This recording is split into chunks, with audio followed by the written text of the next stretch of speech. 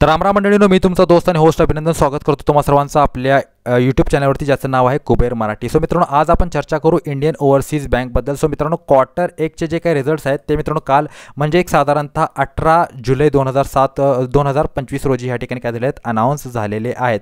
So ह्या क्वार्टरमध्ये कंपनीचा performance कसा आहे आणि काय इम्पॉर्टंट अनाउन्समेंट्स आहेत त्याविषयी आपण ह्या ठिकाणी काय करणार आहोत, चर्चा करणार आहोत. सो चला आता आपण बघूया की ह्या कंपनीचा म्हणजे ह्या बँकेचा मित्रांनो काय आहे, जो काही रेव्हेन्यू किंवा प्रॉफिट आहे तो कशा पद्धतीने राहिलेला आहे आणि सध्याचे लेवल इन्व्हेस्टमेंट करण्यासाठी योग्य लेवल्स आहेत का त्याविषयी आपण चर्चा करूया. सो हे जे काही स्टेटमेंट आहे ते कन्सॉलिडेटेड स्टेटमेंट आहे, ही गोष्ट लक्षात ठेवा.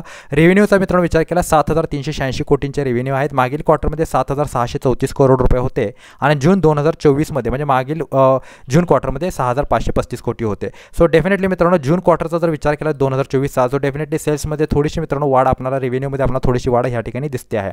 इंटरेस्टचा विचार केला 4,639 कोटींचे इंटरेस्ट पे केलेले आहेत आणि खर्च जर विचार केला 2,713 कोटी रुपयांचे खर्च आहेत मित्रांनो आणि 33 कोटींचा फायनान्सिंग प्रॉफिट ह्या ठिकाणी आहे. आता जर तुम्ही बघितलं मागील प्रत्येक क्वार्टरमध्ये ऑलमोस्ट मित्रांनो ह्या ठिकाणी कंपनीने फक्त आणि फक्त लॉसेसच ह्या ठिकाणी बेअर केलेले आहेत. अर्थातच ह्या क्वार्टरमध्ये मित्रांनो एक साधारणतः 33 कोटींचा प्रॉफिट या ठिकाणी कंपनीने जनरेट केलेला आहे आणि हेच सगळ्यात मोठं कारण आहे की मित्रांनो स्टॉकचं जे काही प्राइस आहे ते कंटिन्युअसली आपल्याला फॉल होताना दिसते. कारण बघा बँकेमध्ये काय असतं मित्रांनो, ऑपरेटिंग प्रॉफिट जो आहे म्हणजे जो फायनान्सिंग प्रॉफिट आहे तो या ठिकाणी पॉझिटिव्ह असणं फार जास्त गरजेचं आहे.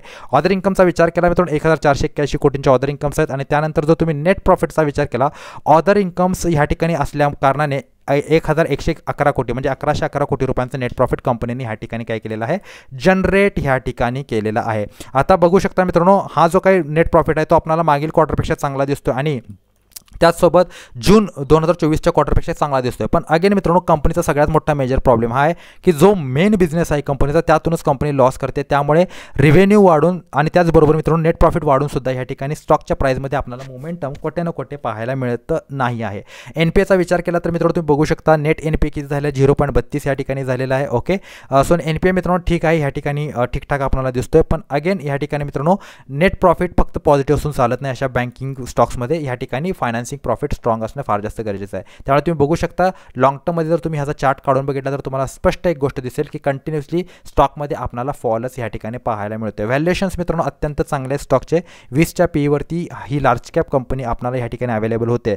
पण अगेन मित्रांनो काय झालेलं आहे, कंपनीचा जो काही आरओसी आणि आरओई आहे तो बिलो ॲव्हरेजेस ह्या ठिकाणी आपल्याला दिसतोय आणि त्याचबरोबर फायनान्सिंग प्रॉफिट्स निगेटिव्ह असल्या कारणाने ह्यामध्ये सध्या तरी ग्रोथ होण्याची काही चान्सेस मला तरी सध्या वाटत नाही आहेत.